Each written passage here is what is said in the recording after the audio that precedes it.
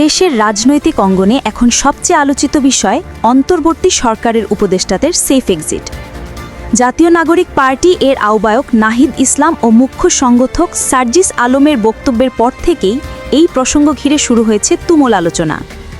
ঢাকায় press institute of Bangladesh PIB মিলনায়তনে আয়োজিত গণমাধ্যমে জুলাই ও তারপর শীর্ষক আলোচনা সভায় এই বিষয় নিয়ে রসিকতা করলেন লেখক ও অধ্যাপক সলিমুল্লাহ খান।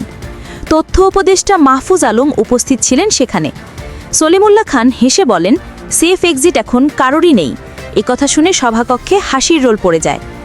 জুলাই গণ অভ্যুত্থান নিয়ে আয়োজিত এই অনুষ্ঠানে তিনি বলেন, যে মানুষগুলো প্রাণ দিয়েছে তারা কেবল সংখ্যা নয়, প্রতিটি একটি পরিবার, একটি গল্প। অধ্যাপক মোহাম্মদ ইউনুসের সাম্প্রতিক মন্তব্য নিয়েও কথা বলেন তিনি। ইউনুস নিউ ইয়র্কে এক অনুষ্ঠানে মজা করে বলেছিলেন, আমিও নাকি তালেবান, শুধু দাড়িটা বাড়িতে রেখে এসেছি। এ প্রসঙ্গে সলিমুল্লাহ খান বলেন, এ কথা না বললেই ভালো হতো।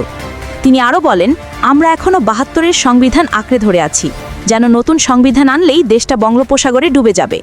কিন্তু সংবিধান বদলানো কোনো পাপ নয়, এটাই রাজনৈতিক বিবর্তনের অংশ। বিপ্লব পরবর্তী পরিস্থিতি প্রসঙ্গে তিনি বলেন, পৃথিবীর বড় বড় বিপ্লবের রক্তপাত হয়েছে শতগুণ বেশি। তুলনায় আমাদের দেশে পরিবর্তন অনেক শান্তিপূর্ণ, তাই ভয় নয়, বিশ্লেষণ দরকার। অনুষ্ঠানে সভাপতিত্ব করেন পিআইবির চেয়ারম্যান ফেরদৌস আজিম। বিশেষ অতিথি ছিলেন অর্থনীতিবিদ মাহবুবুল্লাহ এবং গবেষক সাইমন পারভেজ। স্বাগত বক্তব্য দেন পিআইবির মহাপরিচালক ফারুক ওয়াসিফ।